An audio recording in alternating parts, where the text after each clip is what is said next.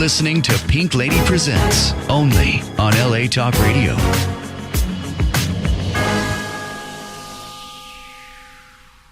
We are back. We are back with, and I sighed because I am like so excited today. Pink Lady does present Lives Well Lived, and you are going to see two people who are definitely living their life well lived. And I'm sitting besides, well, here we go, Major General, I love that, Major General Peter Gravett and his lovely bride, Colonel Blanche Gravett. I mean, I am in awe of the two of you. First of all, because you're adorable, and you just captured this young woman over here. I did. I really captured the young moment. Well, I'm going to ask you, because before we even go into all this military stuff, as a woman, and I know my audience always likes to know all these different things, how did the two of you meet? I'll take that. Okay. Yes. First of all, we did not meet in the military. Oh, okay. We met on a volleyball court of a community center playing volleyball. No way. She was on one team and I was on another team. And as I rotated up to the net and she rotated up to the net at the same time, I waved at her and then shook hands underneath the net. I love this. And the next time the ball came, I whacked the ball and hit her in the forehead. Knocked her out. Oh my! Completely. I love it. And that was our introduction. You got her attention. I got her attention. That he did. And then how long after that? I apologized to it, and about 30 minutes later, I was taking her coffee. I love it. Oh my goodness! Now, and where was this? What town was this? That was in Los Angeles. In Los Angeles. Yes, in Los Angeles. Oh yes, my goodness! yes. And how many years is it? How many years? Well, I tell you what, I've been in the military a long time. Yes. Blanche has too, and we've known each other quite a while, and we've been married a while. I love it. See, that's the type of story. It's romantic, but it's exciting as well. Well, I know that you come from a large family. Yes. Because I had the privilege of doing the invocation aboard the USS Battleship Iowa. Right. You when did. You were honored with the Admiral Gravely Award. Yes, I and was. I want you to tell this audience because people don't understand Yes, what they don't. doesn't happen on a ship. Well, okay, the Admiral Gravely Award is named for Admiral Gravely, who was the first African-American to be appointed to the Naval Academy, and therefore the first African-American to be a graduate of the Naval Academy, and the first African-American commissioned naval officer to be assigned to a ship. Wow. And he had a distinguished career, and through his career, he was later the first African-American naval officer to command a ship as a captain. And then later, as a 3-star admiral, he was the first to command a Navy fleet. Oh, wow. But along the way, one of his assignments was aboard the Battleship Iowa as a junior officer. And so the Battleship Iowa Foundation has chosen to develop a program where once a year they honor a person with the Admiral Gravely Award that represents Admiral Gravely's experience as a naval officer. Fabulous. And this last year, I received that honor, and I was aboard the Battleship Iowa in Los Angeles Harbor in San Pedro. And of course, as in all ceremonies, they do ceremonial things and so on and so forth. Right. This was kind of unique. It I think was. what you're getting at. yes. Yes. And that is that at the mast of the ship they have the 2-star admiral's flag, which is a blue flag with white stars. Admiral Chatansky is the admiral of the Battleship Iowa, and he chose to raise my flag, Army flag, wow. which is a red flag with 2 stars, up on the mast of the Battleship Iowa. Both flags flying together It was simultaneously. fabulous. I got to believe that's the first time that's ever happened. Dove, what do you think? I I think think so. it's magnificent. I mean, you've done so many things first. Another thing I want to share with our audience, I was privileged to found a group at the California Institution for Women called Veterans in Prison, honorably discharged veterans who then became what I call justice involved. Right. And they ended up as felons in a prison. And I called up General Gravett, who at the time was the Secretary of California Veterans Affairs, and I said, we've got this program, it's doing so much good work. Right. I would love to have you come and install the officers at the very first meeting of the veterans in prison at Corona, at the California Institution of Corona. Well, General Gravett came, Colonel Blanche Gravett came. I think he brought 5 or 6 or 7 people from Yes. your office in Fabulous. Sacramento. Yes. Wow. And that program has grown from the few people to now we have 57 every week. The state only allows 30 in an extracurricular program. We got a waiver to 57. We have Oh, wow. 119 on a waiting list. That's Great. unreal. And then Unreal. the chief deputy was promoted from the women's prison to the men's prison in Chino. And I got a phone call. And he said, what you did there, I want you to do here. We now have 3 veterans in prison posts at the men's Really? prison. And all of this because of the enthusiastic support of Major General Peter Gravett and Colonel Blanche Gravett.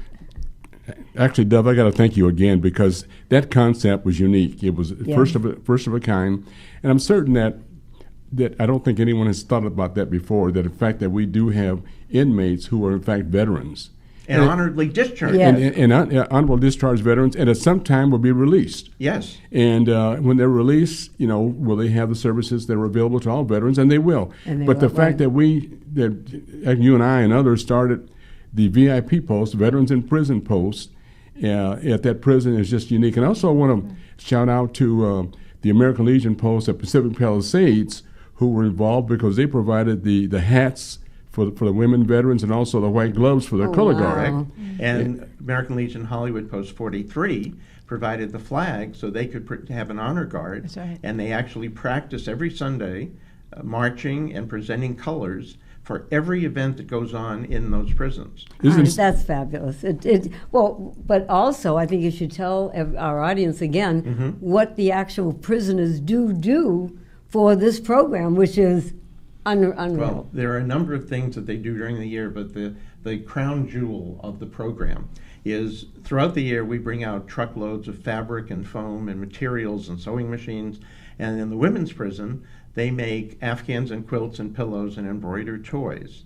And then in early December, I go out with a truck, have every year since we started, pick up everything they've made all year Right. and take it to distribute at VA hospitals, California veterans homes, the domiciliary, any place where there are veterans or active duty. And last year and this year, we added families of deployed. And we're going to be doing it again this year on December 8th in El Monte at Whittier Narrows Park in conjunction with 5 commands to bus in the families of deployed. They will all be treated to entertainment and Right. these wonderful gifts free of charge made Which by is a the veteran program that you for a guys veteran. did, right? Your success, I will call that, definitely, because you rose in the ranks. Yes, I did. But now, Blanche, you also, when did you join the service? And you started to rise in the ranks. Well, my beginning of the service is a little bit unique as was Peter's, but I was a direct appointment. What does that mean? That means I had no prior military experience, excuse me, before I came in. Okay. So I came in as a captain. Oh. And then, yeah, it's like going from kindergarten to high school Yeah. right away. So Wow. And then I just did the schooling that was required and rose to the rank of a colonel. Colonel. I mean, she says it so like, and I just rose. I'm sure there was a lot of hard work. Well, And- with any assignment, there's always hard work. Sure. There's no matter what you do in life, Correct. it's always something hard that has to go with it. Yeah, there were challenges along the way, but you kind of pass them by and say, "Oh well," and you keep on moving. But I had to go to school, Right. and at the same time, I was working on my civilian job, And what was that? and that was a teacher for the Los Angeles Unified School District. What grade did you teach? I taught everything from kindergarten up to adult. And one of the things that meant so much to the women at the California Institution for Women was the fact that, General Gravett was there and he was a man, but here was a colonel who came, took the time, and sat down, Woman. talked, and met with people. And, whenever I go out there, I don't just hear, how is General Gravett? They say, and how is Blanche Gravett? And that's important. That's It very is important. important. It yes, is. Yes. You're a real role Yes. model for them. Oh, And yeah, I will thank tell you. you that we have made affiliations with a lot of American Legion posts. I spoke at the state convention last year. And when people are released, about 6 months before they're released, We connect them with the American Legion post wherever they're going so that they can be welcomed and brought in. We haven't had one recidivism. Not one person has recommitted or been in trouble since they've been discharged from this program. Not one. I think that's fabulous. good. I'm going to just ask you something. Now, does one call you Major General Peter now, or how do we address you? I mean, I'm going to say because I love you, Peter and Blanche, but how does one address you? Well, my brothers call me Pete. How's that? Oh, okay. And my neighbors call me Peter. Okay. And anybody that's been in the military call me General. Right.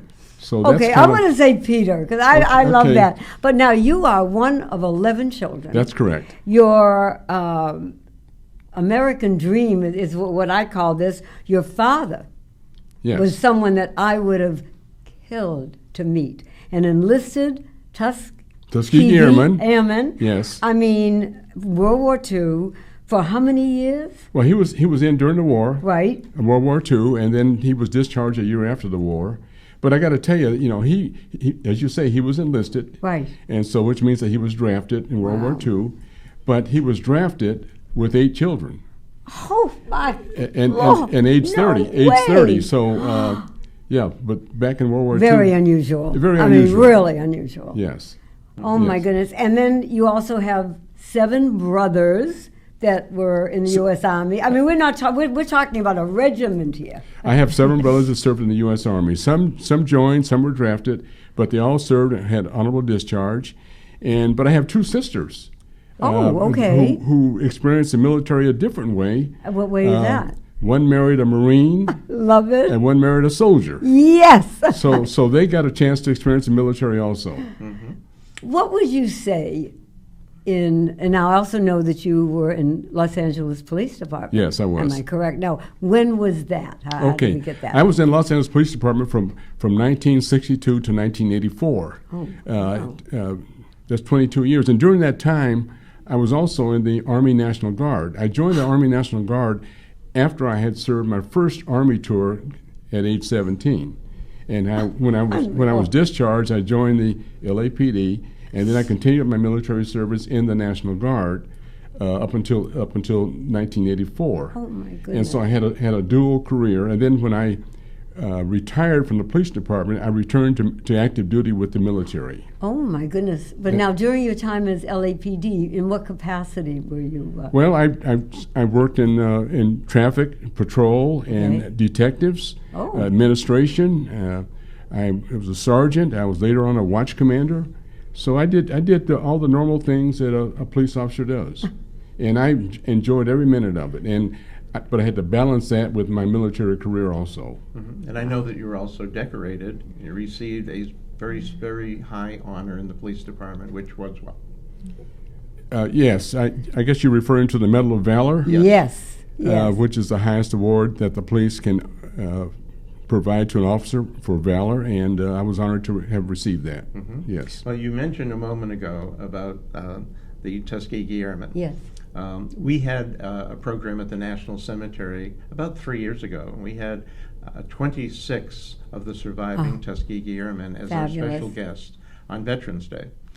And I've mentioned several times programs, and I want to take the opportunity because of your support, not only for active duty and for military veterans and for families of veterans, but just in general, what both of your careers have stood for. In my new capacity as president of the Los Angeles National Cemetery Foundation, we have created what in the military, for those of you who don't know, is called a challenge coin. Oh. And it's the first time in 100 years that the National Cemetery has ever done this. And so among the first minting of these coins, I want to present each of you with your very own Los Angeles National Cemetery Challenge coin, and thanking you for your contribution to keeping us safe and for setting the role model for those young people who look and say, you know, why would I go in the service? Because there are people like you. And also, I thank you on behalf of and all I of just us. have to say that, to me, as much as I'm talking to Peter here, I know that the women out there, because in our day, my day, there were not a lot of women in the service at all. And I'm 86 years young. So we didn't have many people when we did go to war at that time that were women that we celebrated. And Blanche, you exemplify what women should be doing and the service that you've done, being in our service for just out there, knowing that we have someone like yourself and many other women. And I want to thank you for that. Well, thank you very much. I really appreciate that. I know that the women now are doing so much more than I was allowed to do, even when I was coming through.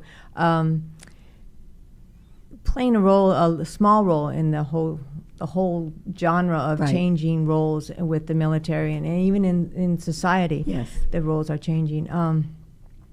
Thank you. I appreciate your comment. Well, I will, because it takes, how do they say it? It takes perseverance and dedication, as you know, in your particular thing that you've gone on and done.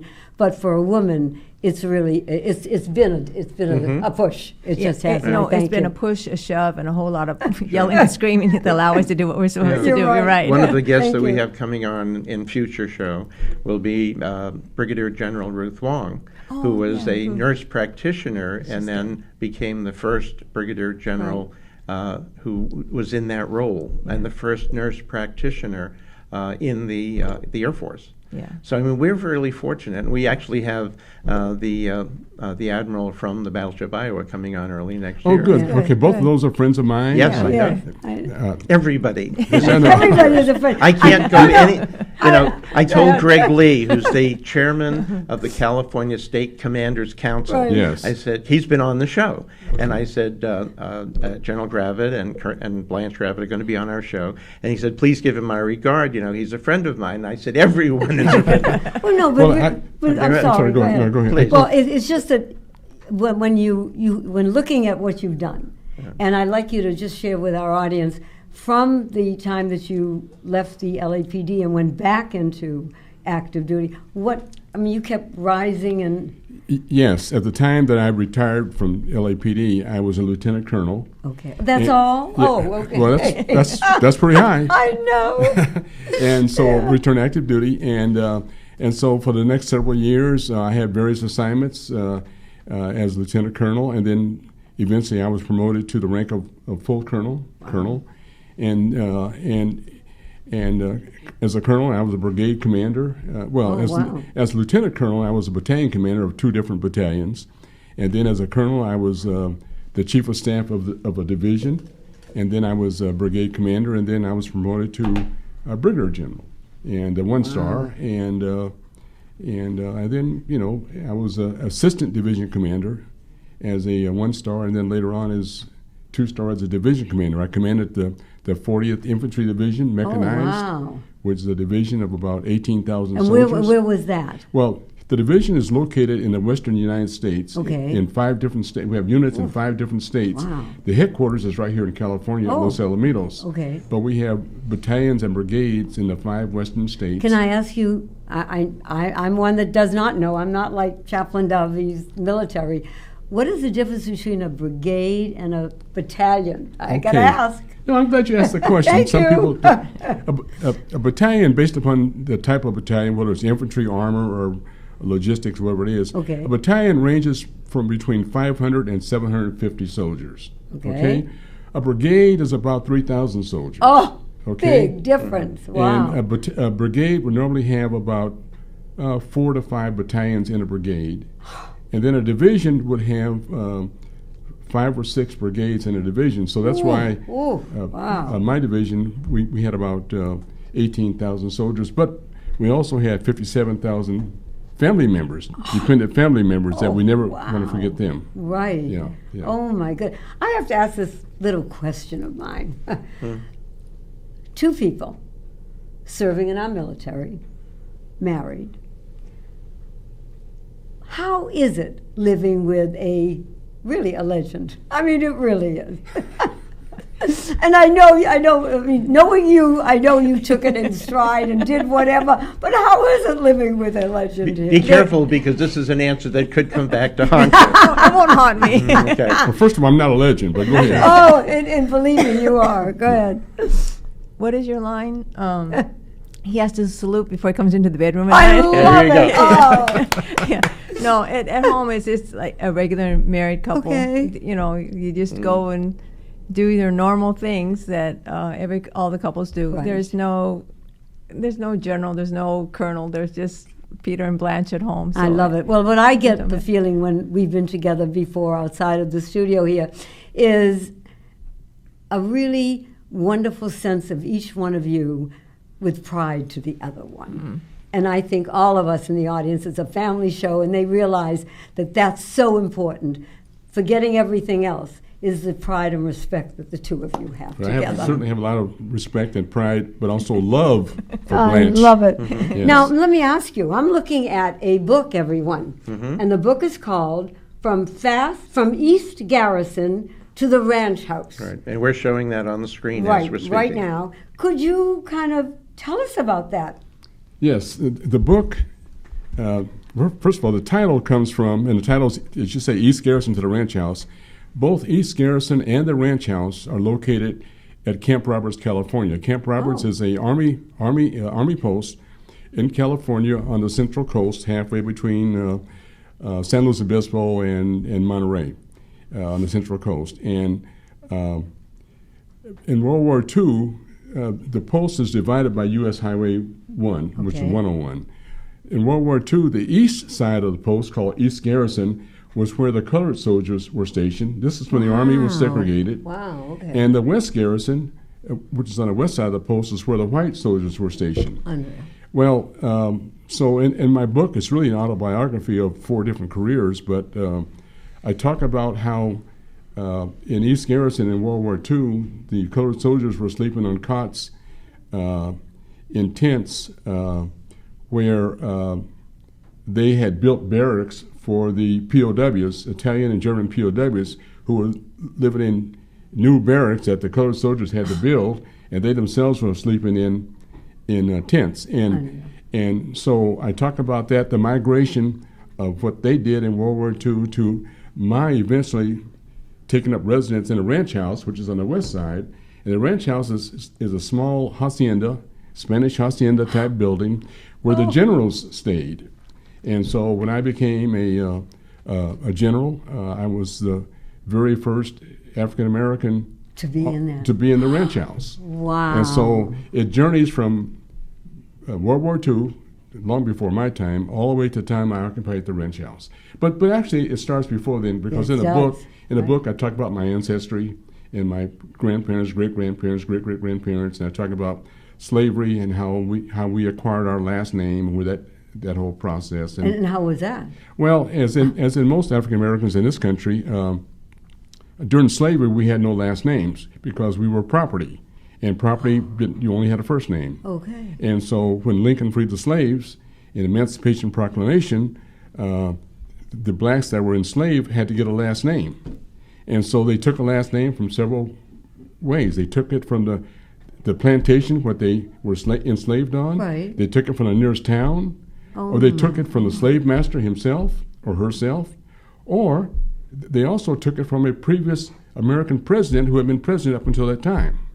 And that's why you have a lot of African Americans, last name of Jackson, Johnson, Washington. Oh, my, never, ever Lincoln. heard that story Yes, before. and Ever. that's where blacks got their last name. Now, my last name, Gravett, comes from the Gravett Plantation in Arkansas. Oh, my. And my ancestors were enslaved there on that plantation. Oh, my. And if I can add just a Jewish touch to this, as a Jewish chaplain, the very first Jewish chaplain in the military was appointed by Abraham Lincoln. He Well, was you not told a me that. I rabbi, never- he I was said, not "What?" ordained, Yeah. but he was the one leading the program, and there was a request to have a chaplain officially. And so Abraham Lincoln appointed the more knowledgeable of the people to run and become the very first Jewish chaplain. So I'm proud to carry on that legacy. Well, we have a connection there, don't we? Yes, We don't. we do. always have do. connections. do. We really do. Yes. Well, but I never even, that I have never ever heard. Thank you so Yes, much yes. for enlightening myself and my audience out there. So right now, this is September 2018. What are the two of you doing and been doing since both of you have retired? Well, They we- never I retire, know. first of all. You may take off the uniform, but you still serve. Well, they say a general never retires, and therefore a I colonel, meant sir, a colonel but, never yeah. retires. But we do a lot of veterans events. We Okay. attend veterans events. We do a lot of speaking at veteran events. We do volunteer work. I do volunteer work at the VA hospital. Oh, wow. Okay. But also we take time to enjoy ourselves with some travel. But lately, just lately, Okay. I've been marketing my book. Because I'm doing some book signings. Great. Now, And- where is your and- next one? And the next one is tomorrow. Oh, where? It's tomorrow at the Hollywood American Legion Post. And that is 43. Yes, yes. And that is, let me, for all people out there that might want to come, that would be a great place. It's on Highland and Just north of Fountain. North Fountain. It's post 43. There's a big cannon outside. Right. You're not going to miss it. It's Right. right next door to the Hollywood Bowl. What time is that, Peter? It's at 5:30, I believe. 5:30 tomorrow evening. Right. Dinner is 5:30 to 6:30, and then we have our meeting, and you'll be Right. doing your signing and presentation. Right, after dinner, right. Right. Yes. Love yes. that. Yeah, That I've is- been So this is timely, huh? Yeah, it is very timely. I've been a proud member of that post for many years. And in February, we do a program called the Four Chaplains. And Oh, we and honor the I- four and chaplains I who know went the down story of with the the four USS chaplains. Dorchester. Yes. 2 Protestant, a Catholic, and a Jewish chaplain Right. took off their life vest so that 4 enlisted men could Could be saved. live, Right. and they went down with the ship. And they were singing arm in arm as they Arm in went arm. down. Wow. That's right. So your book takes us for what period? Now, you said from way back to, It just touches on my ancestry Okay. from going back to about 1825 to the early 1900s. But it's really about my life and my career. and you said 4 careers for our audience out there. Mm-hmm. Okay, military. Military. Okay. 1. Law enforcement, LAPD. 2. Government. 3. I was Secretary of Veteran Affairs for the There state you of go. California That's what and I wanted government, to- thank appointed you. by Governor Jerry Brown. And then later on, international business, where I 4. did some business overseas in some various countries. I think that is, Phenomenal. I mean, And I want to share something else with the audience that we didn't know until last Saturday. We went up to Santa Clarita to Homes for Families Oh. to a build out where we're actually helping to build homes for veterans. and driving. Donna Deutschman, who is their CEO, Right. sat in that chair. Yeah. And as we're driving up to the event, All of a we're sudden, on Gravett Place, I love named it. after our Gravett. very own. Yes. Yeah. That was I a was- couple of years ago, right? Yes, I was very honored to have that street named for me, given the fact that I was involved with establishing those 86 homes And up the there. financing for, And the for them financing through came, Calvet. Yeah. came through Calvet when I was secretary. And I got to give credit to Donna Deutschman. Oh, fabulous lady. A great lady. Fabulous. A great lady. She's the CEO of the at the time Habitat for Humanity Right. Santa Clarita Silmar branch, but also REN, which is the residents in rich neighborhoods. Right. And it was Donna. This is a quick story. Sure. We were at a restaurant Okay. in Santa Clarita with myself, Blanche, Donna, And Larry. and a friend, Larry, and a friend of mine who had been my LAPD partner, Okay. Bob Keller, who at that time was serving as the mayor of Santa Clarita. Oh, Okay. wow. Okay, and then a developer, and the concept: you pull out a napkin, start writing on a napkin. Right. I had the financing in Calvet to do the project. Bob Keller had the land owned by the city; he could donate the land. Right. Donna Dutchman had the overall concept, and she knew the developers that could come in and develop this project Right. at cost plus a few percent. I love it. And she did a lot of things. Right. And so we all kind of came together and made the project happen. And the result was we Homes for families. We opened 86 homes for veterans. And I have to say that the concept is not just helping them, the veteran, get a home, but more than that, it's helping them find an area to live in, a job, that their families can connect with each other. It's like holding up each other in a group, in a And- neighborhood. And of it's also veterans. teaching them financial responsibility so Oh, they yes. get to Yes. keep the Yes, home, yes. not just get it, Yes. but manage their finances so that they don't lose it. In order to acquire the home, we had hundreds of applicants, of course, and those that were selected with a process of both community and veterans and other people, they had to attend a financial literacy class. They had to donate hours. Either Sweat equity. at a women's shelter or a food pantry or some kind of nonprofit. And even the children had and to the do children- something. Really? Right. Oh my And the Because it was a children had to be family involved. thing. Yeah. They Yes. were in Did there not know painting, and they were actually helping pour Oh, driveways a with driveway, concrete. yes, for one of And the the next people two there. projects, after this Santa Clarita is complete, they're going to break ground in Palmdale Yes. and do 100 and something homes, and then North Hollywood. Yes.